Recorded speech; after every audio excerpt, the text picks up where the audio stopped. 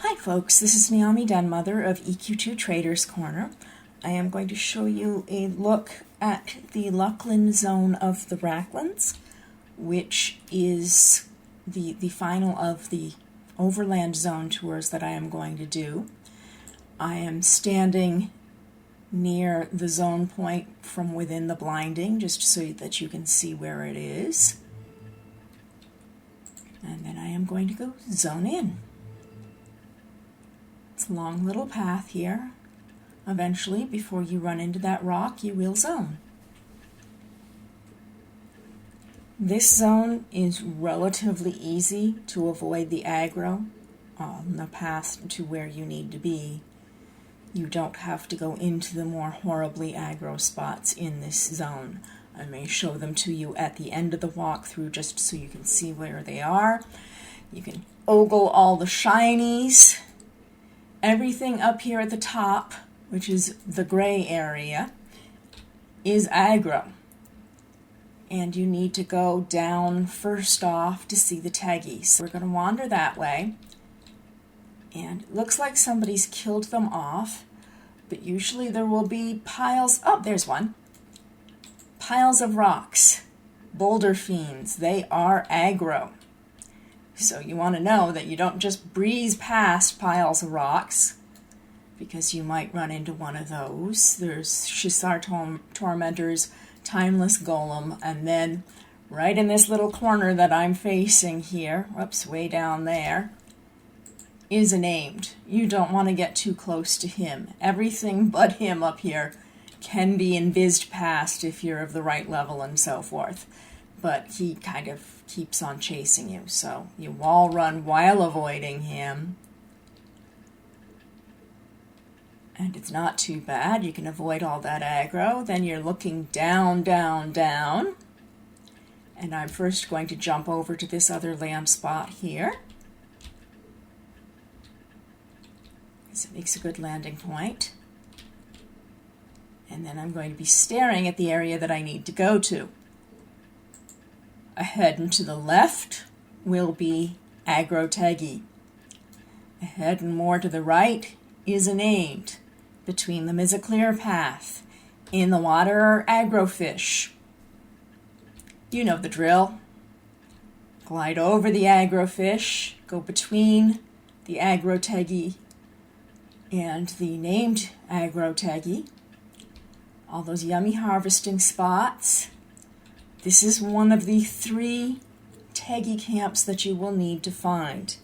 Here it is on the map where the red arrow is. Over here to the way to the southwest is the gray area. To the south is the blinding exit. Just so you can get your bearings a little. We're going to be all in this little purpley area here for a bit. So this camp will be one of the camps where you will speak to Taggy. Then you will be wall hugging a little bit and climbing up. Sneaky, sneaky. So you've got the brown ones down there. You've got red ones here and more harvesting. Once you're done talking with them, you would then go up even more and into the hidden Oasis area. Nothing in the water. You're lucky there. There is some good harvesting in there that'll be aggro free. And your third batch of Taggy. Once you get to that part of the quest line, you will then need to do a little bit of crafting and then go back up to the front of the zone to check out a ritual. The best way to do that at this point, once you're done crafting, is, if you have it, evac. Because otherwise you are going to have to run through quite a bunch of aggro along the beach. I am now taking the amulet that you will do during that crafting stage, and I am putting it on. Because once you do that, everything up here in this part, in the what they call the gray area around the temple, is non-aggro. And you can just happily trundle along, ignore the rock piles, fun things like that, as long as you have this visible buff on. And it is only for this area around the temple. It is not for the mobs down below or anything like that. This would be where you would go for a ritual. When you are on that point, there will be in front of where I am facing a huge purple portal in the sky that you will be using as an access to a specific instance for the trade skill line. So that will be up in this area, this corner of the platform. Let me show you on the map. You don't want to jump down into that pit because the only way you're getting out of that pit is to gate or evac. So you don't want to go down into the pit, but when it's there, you will have a portal that you will access. So this area is all non-aggro. You can go through it and harvest, but only if you're wearing this ceremonial amulet of the Tegi that you will create during the crafting process. You'll want to know about this dead tree at Rotwarp Lake. You will need to go here for the crafting line as well. Those are the only areas here in the Wracklands that you will need to go to as a crafter. But I'm going to take you on a little mini tour since we're here.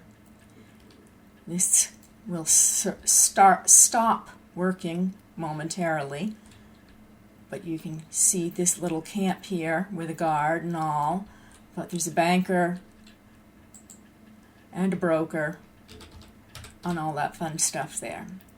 So that's good to know. And now we're going down into Agro Areas, and I don't even care. I'm going to cause some trains, I suspect. There will be Agro Kitties, Agro Rock Hoppers. If you're heading down to the beach, there will also be Agro Sambata, the Blood Tribes. But this will also be where you can get some fishing in down here, if you can aggro dodge enough. I'm going back up.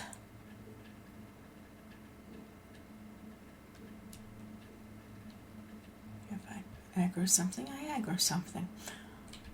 Up here in the ruins, the cacti are the only things that aren't aggro.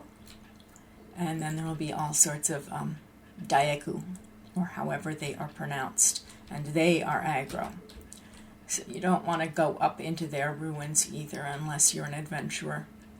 It's not worth it if you're trying to harvest. And you do not have to specifically harvest in this zone for any quest, so you can just leave this as an optional area if you're out there adventuring or the likes and want to just node nibble. But that is it for the Wracklands zone. I'm just getting back up to where it's safe here. And if you have any other questions, I'll hopefully do a couple more how to get around videos for some of the indoor dungeons, but I don't know how much more time I will have during the beta. Have a good one, folks.